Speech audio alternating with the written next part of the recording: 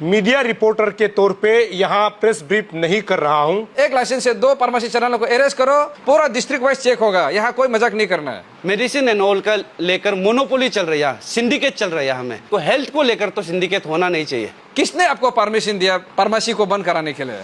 आज आप रिन्यू कर लो या कल रिन्यू कर लो, परसों का सजा तो आपको मिलेगा ही मिलेगा। Good evening Arunachal Pradesh. आज मैं ताकम सोनिया एक मीडिया रिपोर्टर के तौर पे यहाँ प्रेस ब्रीफ नहीं कर रहा हूँ। मैं आज अरुणाचल प्रदेश को रिप्रेजेंट करने के लिए किसी इशू पर बात करने के लिए आया हूँ। और आप सभी को पता होगा कि अभी अरुणाचल प्रदेश में हेल्थ को लेकर के हमने जो है कवर किया था, उसके मुताबिक हेल्थ में कौन कौन सा इश्यूज है, इसको हमने एक कमिटी गठन किया है। हालांकि आपको ये भी पता है कि हम लोग बोलता है ना, हेल्थ इज वेल्थ, मतलब हम सभी लोग हेल्थ कंसर्न हैं। क्योंकि जब भी कुछ होता है हम सबसे पहले ये सोचता है कि हमारा हेल्थ जो है ठीक होना है, तब हम कुछ भी काम कर सकता है।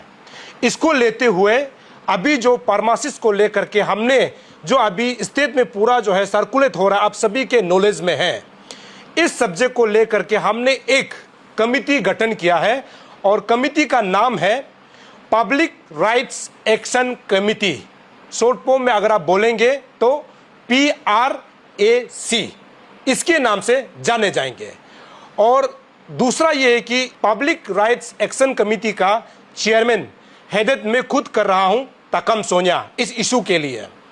दूसरा जो है मेरे साथ जो है रहेंगे सेक्रेटरी के तौर पे मिलो अम्मोबाई, और थर्ड हमने स्पोक पर्सन के तौर पे तना तमरतरा को रखा है। और इस इश्यूज को जो है पूरा मॉनिटरिंग करने के लिए, मतलब जब लीगल इलीगल का जब सब्जेक्ट मैटर आता है उसको देखने के लिए हमने लीगल एडवाइजर के तौर पे एडवोकेट टेची राणा को रखा है। और थर्ड एडवाइजर कमिटी में हमने सबसे पहले कोम्पू दोलो, जो कि रिटायर्ड जॉइंट डायरेक्टर थे, वो हमारा एडवाइजर के तौर पे रहेंगे। और साथ में तेची पुरु और बहुत सारा लोग हैं, सबका नाम गिनते गिनते मतलब समझ जाएगा और आने वाला समय में आप सभी को हम बताएंगे। ये आज का बैठक में हमने निर्णय लिया है और आगे हम सीधा सब्जेक्ट को एड्रेस करेंगे। इस कमिटी का सीधा मकसद ये है कि पहले तो अरुणाचल प्रदेश में 500 प्लस जो अनएम्प्लॉयड जो फार्मासिस्ट हैं उनको हमें जस्टिस दिलाना है। जस्टिस किस प्रकार से होगा आपको बता दूं कि अभी अरुणाचल प्रदेश हेल्थ डिपार्टमेंट में अलग अलग डिस्ट्रिक्ट में, जैसे कि primary health centre, community health centre या फिर डिस्ट्रिक्ट अस्पताल इंक्लूडेड टू ट्रिम्स, ऐसे में बहुत सारा मेडिकल में दवाई बांटने वाला जो है फार्मासिस्ट नहीं है। और हमारा टीम का ये सीधा जो है मकसद है कि उस तमाम मेडिकल में जो है हमारे अनएम्प्लॉयड युवाओं को जो है जो फार्मेसी करके रखा हुआ है, चाहे डी फार्म हो चाहे बी फार्म हो, ऐसे करने वाला जो बेरोजगार है उसको सरकार जल्द से जल्द नोटिफिकेशन दे करके जो सीट खाली है उसको इन तमाम यूथ को भर्ती करना चाहिए। ये हमारा सीधा जो है मकसद है। और ये जो है अनएम्प्लॉयमेंट जितना हमारा अरुणाचल का जो युवा फार्मासिस्ट है उनके लिए है। दूसरा जो है हमने जो दवाइयां बांटते हैं उसके लिए, जैसे कि आपका फार्मेसी हो गया, उसके बारे में आगे जो है सेक्रेटरी जरूर बताएंगे, लेकिन उससे पहले मैं कुछ बातें आपको बताता हूं। फार्मेसी के जब हम जिक्र करते हैं तो फार्मेसी में एक फार्मासिस्ट होना चाहिए। ये आपने पूरा न्यूज़ चैनल में देखा, अभी जो सोशल मीडिया में वायरल हो रहा है इसको देखा। तो इसको लेते हुए हमने सिर्फ 2 पॉइंट एजेंडा रखा है। एक तो है हमारा अनएम्प्लॉयमेंट लोगों को सरकार जल्द से जल्द इन लोगों को जो है रिक्रूट किया जाना चाहिए। दूसरा, दवाई का चेन किस प्रकार है, आज अरुणाचल प्रदेश में किस प्रकार से मेडिसिन सप्लाई हो रहा है ये जरूर बताएंगे। लेकिन ये 2 पॉइंट है, हमारा मेन मकसद ये 2 पॉइंट है। आगे ये है कि इस इशू को हमने क्यों उठाया। रीजन ये है कि जब ये अनएम्प्लॉयमेंट टीम जो है मेरे पास आया था, उन्होंने कहा है कि ये इशू जो है बहुत जेन्युइन है। उसके बाद हमने पूरा छानबीन किया, डॉक्यूमेंट को देखने के बाद मुझे भी लगा है कि, और हमारा टीम को लगा है कि ये एक जेन्युइन मुद्दा है जिसके वजह से अरुणाचल प्रदेश में बेरोजगार का संख्या जो है बढ़ रहा है। और यही टीम जो है ये चाहता है कि इस इशू को आने वाला समय में सही रिजल्ट तक, सही अंजाम तक हमारा टीम जो है पहुंचा सकता है। और इसीलिए मैंने शुरू में कहा ना, आज ताकम सोनिया एक रिपोर्टर के तौर पे नहीं, एक मीडिया के तौर पे नहीं, एक आम इंसान, इस इशू को एड्रेस करने के लिए सिर्फ हम इस कमिटी का जो है चेयरमैन है। और मेरे अंदर में जो लोग हैं, आने वाले समय पता चलेगा, लेकिन जितना जो इस इशू को लेकर के हम लोग आगे जो है बात करेंगे। और हमारा तीसरा जो ये है कि जो अनएम्प्लॉयमेंट है उनको जल्द से जल्द हेल्थ मिनिस्टर बियोरम वाघे जो है बुलाकर उनके जो है जो अनएम्प्लॉयमेंट यूथ है उनके बारे में डिस्कस करना चाहिए। ये हमारा कमिटी का मांग है। बाकी जो मेडिसिन को लेकर के हमारा सेक्रेटरी जो मिलो अम्मो भाई है ये आप सभी को बताएंगे। थैंक यू हमारे चेयरमैन सर। जैसा आप लोगों को एवरीथिंग बता दिए कि हमारा कमेटी का नाम को लेकर और हमारा ये टीम गठन किया गया है ये मेडिकल इश्यूज के ऊपर में टैकल करने के लिए। और एवरी डिटेल्स तो कहीं ना कहीं दिया है आप लोग को कि कैसा करके इशू शुरू है और एट द सेम टाइम क्या प्रॉब्लम है ये मेडिकल सेक्टर में लेकर। तो उसी का कनेक्टेड कहीं ना कहीं फार्मासिस्ट के थ्रू से कनेक्टेड ये मेडिसिन को लेकर, क्योंकि मेडिसिन ही है कहीं ना कहीं कल को जाके आपका जान बचाने में काम आता है। और वो मेडिसिन प्रॉपर है भी कि नहीं, या सप्लाई प्रॉपरली हो रहा है कि नहीं, और जो हमारा यहाँ का अरुणाचली आदमी लोगों के लिए जो यहाँ का मेडिकल लोग के लिए सप्लाई होना चाहिए था वो प्रॉपरली हो रहा है कि नहीं, उसका ऊपर में लेकर आप लोग को अभी हम थोड़ा सा हल्का सा हाईलाइट कर देता है। पूरा होल डिटेल में नहीं जाएगा, उसको धीरे धीरे आप लोग को एवरीथिंग फर्निश करेगा थ्रू डॉक्यूमेंट्स के थ्रू से। अभी हम लोगों को जितना डॉक्यूमेंट्स मिला आरटीआई करके लाइसेंस का बेस में या बोलो आपका कुछ डिटेल्स का बेस में, उसी को लेकर आप लोग को हल्का से हम हाईलाइट कर देता है। जैसे कि लास्ट ईयर हमारा 10 ईयर्स में जितना ये मेडिसिन सप्लाई हमारा यहाँ स्टेट के लिए हुआ है, मेडिकल सेक्टर में जितना हुआ है, उसका एवरी ईयर का डिटेल्स कितना, उसका प्रोक्योरमेंट कैसा था, कौन सा कंपनी से लिया गया था, और एवरी डे का दवाई का सेल होना, एवरी डे का डिटेल्स, और at the same time patients लोग का प्रेस्क्रिप्शंस लोग को भी लेकर, ये सब लोग को लेकर रिकॉर्ड्स लोग कहीं ना कहीं वहाँ प्रॉब्लम है। क्यों प्रॉब्लम है बोलने से आप भी देखिए, सरकार कभी भी मेडिकल में ऐसा होगा ही नहीं कि सिर्फ 1-2 सेलेक्टेड बीमार के लिए दवाई भेजेगा। कहीं ना कहीं एवरी बीमार के लिए दवाई बेचता ही है, और वो दवाई हमारा सरकारी हॉस्पिटल और सरकारी इवन ये आपका फार्मेसी लोग में भी मिलता है कि नहीं, वो चीज़ हम लोग को जानना बहुत जरूरी है। सरकार सभी बीमार के लिए बेचता है, लेकिन आप लोगों को भी पता होगा, हम लोग खुद भी फेस करते हैं ये चीज़ को। जब भी गवर्नमेंट हॉस्पिटल में जाएगा कभी भी आप लोगों को 1-2 हज़ार से एबव वाला दवाई तो मिलता ही नहीं है, लेकिन उसका एक वाल को छोड़ के जस्ट एक वाल का फासला होगा ये साइड में प्राइवेट क्लिनिक में, लेकिन आपको सब दवाई मिल जाता है। इसीलिए ये दवाई का भी कितना प्रोक्योरमेंट, जितना रजिस्टर्ड रिकॉर्ड्स सब वगैरह कहीं ना कहीं ये मेडिकल के थ्रू से और जितना ये डिपार्टमेंट के थ्रू से आता है, ये सब को भी लेकर हम लोग इंक्वायरी करेगा, और इसका भी अभी कर रहा है, कागज बस मिलना बाकी है।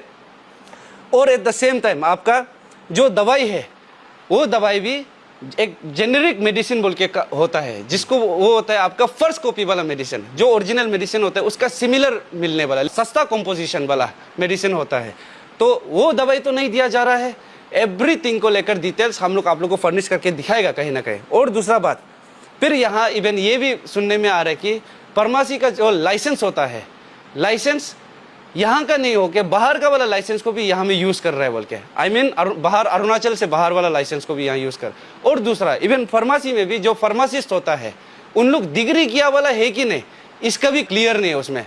बहुत लोग तो मैक्सिमम लोग तो क्या है कि विदाउट बी फार्मा या फार्मा में डिप्लोमा भी नहीं करके, कुछ भी डिग्री नहीं होके, ऐसा वाला लोग भी बैठा हुआ है। जैसे सेल्समैन जैसा, सेल्समैन के लिए कोई भी क्वालिफाई हो जाएगा, लेकिन प्रॉपर दवाई बेचने के लिए कोई भी क्वालिफाई नहीं होता है, उसके लिए प्रॉपर डिग्री की जरूरत होता है।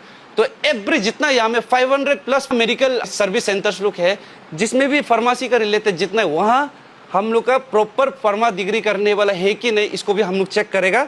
आप लोग ये भी सोच रहा होगा कि जो अभी फार्मासिस्ट वाला लुक है और जो ये मेडिकल सेक्टर लुक से रिलेटेड वाला लुक है, अब तक ये इशू के बाद भी आप लोग सोच रहे हो कि अब भी जो रिन्यू करेगा ये लाइसेंस लुक को, इससे होने वाला नहीं है। पहले भी बोला है, आज भी बोल रहा है, कानून आज आप करने के लिए सिर्फ नहीं होता है, पुराना में आप जो गलती की उसको भी सजा मिलता है। इसीलिए आज आप रिन्यू कर लो या कल रिन्यू कर लो, परसों का सजा तो आपको मिलेगा ही मिलेगा। तो इसीलिए उसके लिए भी आप लोग रेडी रह जाओ, अभी रिन्यू करके भी कोई फायदा नहीं है। तो हम लोग का तरफ से चेयरमैन सर भी आप लोग को एवरीथिंग बता दिए कि हमारा ये जनरल इन्फॉर्मेशन दिए कि हमारा ये कमेटी क्यों फॉर्म हुआ है। और अभी उस थ्रू में इशू तो चलिए ठीक है, कहीं ना कहीं फार्मेसी का कुछ रिलेटेड था, लेकिन उस थ्रू से हम लोग को इवन ये पता भी चला है कि ये फार्मेसी का थ्रू से मेडिसिन एंड ऑल का लेकर मोनोपोली चल रही है, सिंडिकेट चल रहा है हमें। और वो सिंडिकेट को, हेल्थ को लेकर तो सिंडिकेट होना नहीं चाहिए। कुछ अलग चीज़ हो सकता है, लेकिन हेल्थ एवरी इंसान से जुड़ा हुआ होता है। यहाँ कोई ट्राइबल नॉन ट्राइबल का बात भी नहीं है, बात है कि ह्यूमन राइट्स का, बेसिक ह्यूमन राइट्स का, राइट टू लाइफ का बात है। तो इसको लेकर नो कॉम्प्रोमाइज, ये बेसिक फंडामेंटल राइट्स है, राइट टू लिव। तो इसको लेकर कोई मजाक नहीं होगा। तो इसीलिए हमारा कमेटी आज चेयरमैन सर के थ्रू से हम लोग मीटिंग करके फॉर्म किया है। तो उसको लेकर आगे आप लोग को डिटेल्स धीरे धीरे कर करके एवरी काला चित्ता यहाँ का खोलेगा।